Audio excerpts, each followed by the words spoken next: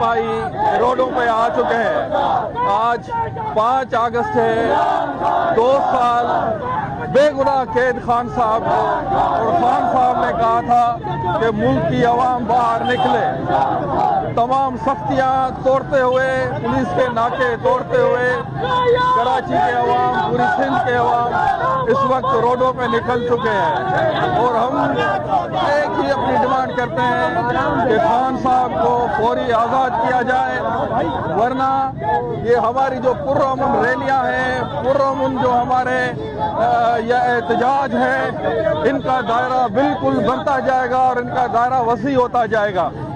اب یہ تحریک رکنے والی نہیں ہے، یہ تحریک آج سے 5 اگست سے اپنے عروج پہ ہوگی، اور انشاءاللہ دن بدن اس کا عروج بڑھتا جائے گا، اور یہ نہ ہو کہ پورے پاکستان کی عوام خود جا کر اڈیالہ جیل کے تالے توڑ دے، تالے توڑ کر اپنے لیڈر کو نکالے۔